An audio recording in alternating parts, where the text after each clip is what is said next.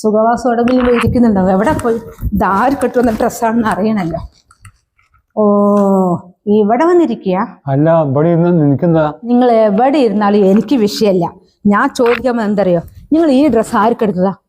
ഇന്നലെ അതിനാണല്ലോ പോയത്. ഇപ്പൊ കവറിലിരിക്കുന്നത് ഞാൻ എനിക്ക് വല്ല സാരി ആണോ മറ്റു നോക്കണ പാവാടാ. എനിക്ക് പറയാൻ അറിയില്ലേ, നീ മിണ്ടാൻ ഇതാ. അത് പാവാടയല്ല, അത് മെഷീൻ ടോപ്പാ. എന്റെ മരുമകൾ കുട്ടി എടുത്താ. മരുമകള് കുട്ടിയാ? മനുഷ്യർ തലയ്ക്ക് വല്ല ഭ്രാന്തായോ റിട്ടയർഡ് ആയപ്പോ? നിങ്ങൾക്ക് 2 പെൺകുട്ടികളല്ലേ ഉള്ളത്, പിന്നെ ഏത് മരുമകൾ വന്നിരിക്കും നിങ്ങൾക്ക്? ഭ്രാന്ത് എനിക്ക് നിൽക്കാം. ഞാൻ റിട്ടയർ ആയപ്പോ എനിക്ക് എപ്പോഴാണല്ലേ പൈസ കിട്ടില്ല വേണ്ട. അതെന്റെ പെങ്ങളുടെ മോൾക്കാ. ഞാൻ അന്ന് ഒരാൾക്കൊന്നും കൊടുത്തില്ല. ഞാൻ റിട്ടയർ ആയത് എനിക്ക് കൊടുക്കണ്ടേ? നാളെ എന്നെ കാണാൻ പറ്റും, അപ്പൊ കൊടുക്കാനുള്ള. ഓ, അപ്പൊ റിട്ടയർഡ് ആയ പൈസ കിട്ടി. ഇനി തുടങ്ങി പെങ്ങൾക്കും പെങ്ങന്മാരുടെ മക്കൾക്കും വാങ്ങി കൊടുക്കേ. നിങ്ങളുടെ അടുത്ത് ആ പെണ്ണ് പറഞ്ഞോ ഇങ്ങനത്തെ മിടി എനിക്ക് വേണോ അമ്മാവാന്നുള്ളത്? എന്തെങ്കിലും ഒരു ലോക്കല് നിങ്ങൾക്ക് അങ്ങനെ വാങ്ങിക്കൊടുക്കണേ 10 150 ചുരിദാർ വാങ്ങിച്ചു കൊടുത്താൽ പോരെ? ഇത്രയും വിലയുള്ളത് വാങ്ങിച്ചു കൊടുക്കുക? നിർത്തുക അവിടെ. കഴിഞ്ഞ പോലെ ശമ്പളം കിട്ടിയപ്പോ ഞാൻ അടുത്ത് റിട്ടയർ ഇനി വാങ്ങാൻ പറ്റില്ല പറഞ്ഞിട്ട് എത്ര ഡ്രസ്സ് നീ വാങ്ങിക്കൂട്ടി. ഞാൻ എന്തെങ്കിലും പറഞ്ഞോ? ആ, ഞാൻ വാങ്ങിച്ചു കൂട്ടി, ശരി തന്നെയാണ്. അത് നിങ്ങൾക്ക് ശമ്പളം കിട്ടിയ പൈസ, അല്ലാണ്ട് റിട്ടയർഡ് ആയ പൈസ കൊണ്ട് ഞാൻ വിലസാൻ നടന്നിട്ടില്ല. നിങ്ങളൊരു കാര്യം ചെയ്, ആ പൈസയില്ല റിട്ടയർഡ് ആയിട്ട് കുറച്ച് കിട്ടിയത് അത് എൻ്റെ ബാങ്കിലേക്ക് ഇടി. നിങ്ങളുടെ ഡിപ്പോസിറ്റിന് ആ പൈസ അങ്ങ് മാറ്റി, അതാ നല്ലത്. ഞാനാണെങ്കിൽ സേഫ്റ്റിയായി അങ്ങ് എടുത്തു വെക്കുക. നിങ്ങളുടെ കയ്യിൽ കിട്ടിയാലോ ഇതുപോലെ ദാനം ചെയ്തേ കുറച്ച് മാസം കഴിയുമ്പോഴേക്കും അത് മുഴുവനും ചെലവാക്കും. പിന്നെ മേപ്പിട്ട് നിങ്ങൾ ഇരിക്കേണ്ടി വരും. അതിന് കയ്യിൽ മുൻപ് ഞാൻ പറഞ്ഞ പോലെ ഇപ്പൊ ചെയ്യേ.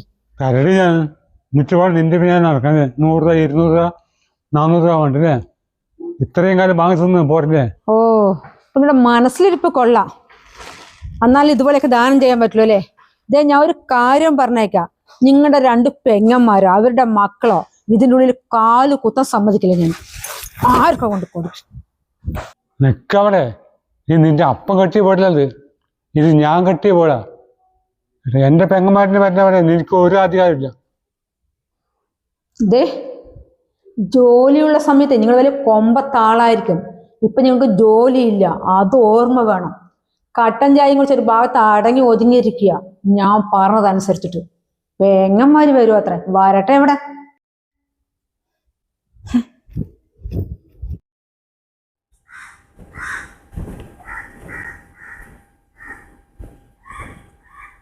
ആ, എന്താ ഏട്ടാ പെട്ടെന്ന് വരണം പറഞ്ഞത്? എനിക്ക് അവിടെ നിന്നെ കാണാൻ തോന്നി, അതാ ഞാൻ പെട്ടെന്ന് വരാൻ പറഞ്ഞു. ഞാൻ വേറൊന്നുമില്ല. അത് ശരി, ഞാൻ പേടിച്ചു പോയി. ഗിരിജേച്ചി എൻ്റെ അടുത്ത് പറഞ്ഞു ഏട്ടൻ നമ്മളെ പോകാൻ പഠിക്കണം, എനിക്ക് എന്തായാലും ലീവാക്കാൻ പറ്റില്ല, നീ പോയി അന്വേഷിച്ചിട്ട് വാന്ന് പറഞ്ഞിട്ട്. എന്താ ഏട്ടാ, എന്താ ഇത്രയും തിരക്കിട്ട് വരാൻ പറഞ്ഞത്? എനിക്ക് പെങ്ങന്മാരിനെ കാണുമ്പോഴേ നമ്മുടെ അമ്മനെ കാണുന്ന ഓർമ്മ വരിക. ജോലിക്ക് പോകുമ്പോൾ അങ്ങനെയില്ല. ജോലിക്ക് പോകുമ്പോൾ രാത്രി ഇവിടെ എത്തും, ഒരു ടെൻഷനും ഇല്ല. അമ്മ പോയ പിന്നെ മര്യാദ ഇങ്ങോട്ട് വരാനും പോകാനും ഒന്നും തോന്നുന്നില്ല ഏട്ടാ, മനസ്സ് വരുന്നില്ല. പിന്നെ ഏട്ടനോട് ഉണ്ടല്ലോ എന്നുള്ളതില്ല. ഏട്ടൻ എനിക്ക് തോന്നി ഏട്ടൻ എന്തെങ്കിലും വിഷമം ഉണ്ടാകുന്ന. ഞാൻ വിളിക്കുമ്പോഴേക്കും വേഗം എത്തിയത്. ഭാനു അടുത്ത് ഇവിടെ ഇല്ല? അവിടെ ഇല്ല. അവിടെ ആങ്ങളുടെ മോള് പ്രസവിച്ചു കുഞ്ഞിനെ കാണാൻ വേണ്ടി പോയതാ. ചോറും കറിയൊക്കെ ഉണ്ടാക്കിയിട്ടാണോ പോയത്? ചോറ് അടുപ്പ് തിരിച്ചാൽ പോയി. ഞാനത് വാർത്ത് വെച്ചാ. ഇനി മീനും കുറച്ച് കറി വെക്കാൻ പറഞ്ഞാൽ ഞാൻ ഒന്നും ചെയ്തിട്ടില്ല. എന്തൊരു മനസ്സ് പോവില്ല. എന്നാൽ ഏട്ടൻ എന്നെ രാവിലെ വിളിക്കുമ്പോൾ തന്നെ പറഞ്ഞാൽ മതിയായിരുന്നു. ഞാൻ ചോറും കറിയെല്ലാം ആക്കി വെച്ചിട്ട് എങ്ങോട്ട് വന്നത്. ഞാൻ അറിയുന്നില്ലല്ലോ ഏട്ടത്തിന് ഇവിടെ ഇല്ലാത്ത കാര്യം. എന്നൊരു കാര്യം ചെയ്യട്ടെ, ഞാനിന്ന് മീൻ മുറിച്ച് കറി ഉണ്ടാക്കട്ടെ ഏട്ടാ? വേണ്ട, നീ മീനൊന്നും കയ്യിലാക്കണ്ട.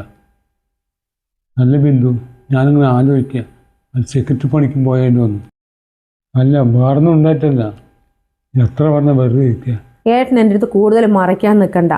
ഏട്ടൻ്റെ മുഖം കണ്ടപ്പോൾ തന്നെ എനിക്ക് മനസ്സിലായി. ഒരു കാര്യം ചെയ്തൂടെ? അവിടെയൊക്കെ വന്ന് ഞങ്ങൾ രണ്ടാളുടെ അടുത്ത് കുറേശ്ശെ വന്ന് നിന്നൂടെ ഏട്ടന്? ഇവിടെ തന്നെ ഇരിക്കണമെന്നൊന്നും ആരും എഴുതി വെച്ചിട്ടൊന്നും ഇല്ലല്ലോ. അല്ലെങ്കിൽ ഒരു കാര്യം ചെയ്യും, ഇനി അവിടെയും വന്ന് നിൽക്കാൻ ഏട്ടന് വല്ല മടിയുണ്ടെങ്കിൽ വല്ല ബിസിനസ് എന്തെങ്കിലും തുടങ്ങാട്ടാ, ചെറുതായിട്ട്. രാവിലെ പോയി രാത്രി വന്നാൽ മതിയല്ലോ, പണ്ട് ജോലിക്ക് പോകുമ്പോൾ തന്നെ വിചാരിക്കേ. ഉള്ള പൈസയും കൊണ്ട് ബിസിനസ് ചെയ്താൽ അത് വലിയ നഷ്ടം വന്നില്ല. പിന്നെ ആ പ്രശ്നമില്ല. ഇങ്ങനെ അവരുടെ പേടിച്ചുകൾ ഇരുന്നിട്ടുണ്ടെങ്കിലേ ആ ഇരിക്കൽ മാത്രമേ ഉണ്ടാവുള്ളൂ ഏട്ടാ. ഇതുവരെ ഇരുന്ന പോലെയല്ല. ഇത്രയും കാലം രാവിലെ ജോലിക്ക് രാത്രി ഇവിടെ വീടെത്തുക. അപ്പോൾ ഏട്ടൻ ഒന്നും അറിയണ്ട. ഇനി കുറച്ച് വീട്ടിലിരിക്കുമ്പോൾ ഇവർ തന്നെ സ്വഭാവം ഏട്ടൻ എന്താണെന്ന് അറിയാം. ഞാൻ പോവുക, വരാനായിട്ടുണ്ടാവും. വന്നു കഴിഞ്ഞാൽ ഞാൻ വല്ല പറ്റിക്കാൻ വന്നാണ് പെങ്ങന്മാർ പറയും. പിന്നെ ഏട്ടൻ വരണേ എൻ്റെ കൂടെ അങ്ങോട്ട് വന്നേ. ഏട്ടന് ധൈര്യം ഉണ്ടെങ്കിൽ എന്തെങ്കിലും ബിസിനസ് തുടങ്ങുക. ഞാനും ചേച്ചി എന്തെങ്കിലും ഞങ്ങളെ കൊണ്ടാകുന്നത് ഞങ്ങൾ സഹായിക്കാം. പിന്നെ മുഴുവനും പൈസ എടുക്കണ്ട, എന്തെങ്കിലും കുറച്ച് പൈസ എടുത്താൽ മതി.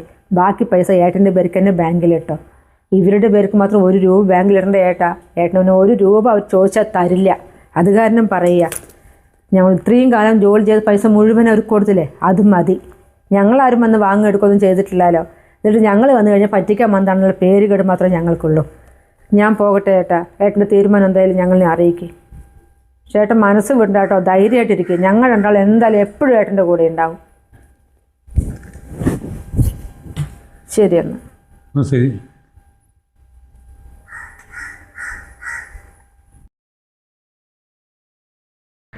ആ അതിനിപ്പോൾ എന്താ, ബിന്ദുവോ നിൻ്റെ ഏടത്തെയും അത്ര വലിയ ദുഷ്ടത്തിയൊന്നുമല്ല. ആ ഞാൻ പറയാം. ആ ശരി എന്നാൽ, ശരി. നിങ്ങൾ എങ്ങോട്ട് പോകാൻ നിൽക്കുക? ഞാനേ ബിന്ദുവിനെ കണ്ടു ബസ് സ്റ്റോപ്പിൽ നിന്ന്. ഞാൻ അവളോട് സംസാരിച്ചു. അപ്പോഴേക്കും നമ്മുടെ രവിയേട്ടൻ അവിടെ വന്നു. രവിയേട്ടൻ എന്താ പറഞ്ഞറിയോളി, 10, 300, 350 തെങ്ങുകളത്ര നല്ലൊരു തെങ്ങും തോപ്പ് പറഞ്ഞു. അത് നമുക്ക് വാങ്ങിയാലോ? നമുക്ക് വാങ്ങിക്കാൻ പറ്റും. നിങ്ങളുടെ അത്ര പൈസ കിട്ടിയില്ല, ആ പൈസ കറക്റ്റ് ആകുന്നു മാത്രമേ ഉള്ളൂ. പിന്നെ പെൻഷൻ വരുമല്ലോ, പിന്നെ എന്തിനു പേടിക്കുന്നത്? നല്ല വിളവുള്ള തെങ്ങാണത്രേ. ബിന്ദുവിൻ്റെ അടുത്ത് പറഞ്ഞു, ബിന്ദുവും പറഞ്ഞു സമ്മതിച്ചു. എന്നാൽ ചേച്ചി ഏട്ടൻ്റെ അടുത്ത് പറയുമെന്ന് പറഞ്ഞിട്ടുണ്ടായിരുന്നു. ഇത് ഭാനുവിനാണ് സംസാരിക്കുന്നത്? ഇത്ര പെട്ടെന്ന് അങ്ങനെ സ്വഭാവം? ആ നിങ്ങളുടെ ഭാനു തന്നെയാണ് സംസാരിക്കുന്നത്, വിശ്വസിച്ചോളൂ. ഇതാ ഭാനു തന്നെ, ഒരു മാറ്റവും ഇല്ല. ആശുപത്രിയിൽ എന്താ സംസാരം അറിയോ? ഭാനുവിൻ്റെ ഭർത്താവ് റിട്ടയർഡായി, പൈസ നല്ലോണം കിട്ടിയിട്ടുണ്ടാവുമല്ലോ എന്ന് പറഞ്ഞിട്ട്. പിന്നെ എനിക്ക് അവരുടെ അടുത്ത് പറയാൻ പറ്റുമോ? പൈസയൊക്കെ കിട്ടി, എൻ്റെ ഭർത്താവ് ഞാൻ സ്വൈരം കൊടുക്കുന്നില്ല എന്നുള്ളത് പെണ്ണുങ്ങളെല്ലാം കൂടി എന്നെ തിന്നില്ലേ. എൻ്റെ അനിയത്തിക്ക് എൻ്റെ സ്വഭാവം കുറച്ച് അറിയാലോ. അവളെന്നെ കുറേ ഉപദേശിച്ചു.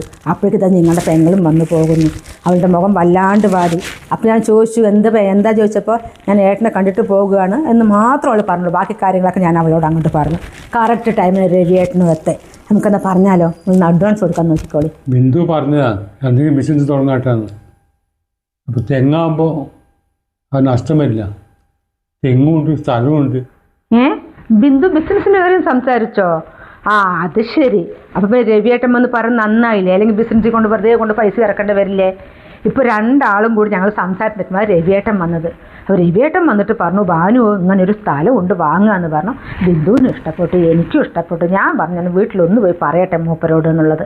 ഒന്നില്ലേ രവിയേട്ടൻ ഇങ്ങോട്ടേക്ക് വരും, അല്ലെങ്കിൽ നിങ്ങൾ അങ്ങോട്ട് ഒന്ന് പോയി കാണി. ഇന്ന് ഞങ്ങൾ അഡ്വാൻസ് കൊടുത്തോളി. ഇനി നാളെ മറ്റന്നാൾ ഒന്നും വേണ്ട. എന്തായാലും തെങ്ങല്ലേ, നഷ്ടം വരില്ല, സ്ഥലവും ഉണ്ട് നിങ്ങൾ പറഞ്ഞ പോലെ. രവിയേട്ടൻ പോയി കാണിട്ടെ, സ്ഥലം നല്ലതാണെങ്കിൽ അഡ്വാൻസ് കൊടുക്കാം. ആയിക്കോട്ടെ. ഇത് ഭാനു തന്നെയാണ് പറഞ്ഞത്. ഓ ആ പണ്ടത്തെ കുനിഷ്ടും എൻ്റെ സ്വഭാവമൊക്കെ ഒരു മാറിയപ്പോൾ ഞാൻ ഒരു പുതിയ ആളായ പോലെ തോന്നുന്നു എനിക്ക്. അല്ലെങ്കിൽ ഞാൻ എന്തിനാ ഈ കുനിഷ്ടും എന്തൊക്കെയൊക്കെ ദുഷ്ട സ്വഭാവം കൊണ്ട് നടക്കുന്നത്? അയ്യേ, അത് ഇന്നത്തെ കാലത്ത്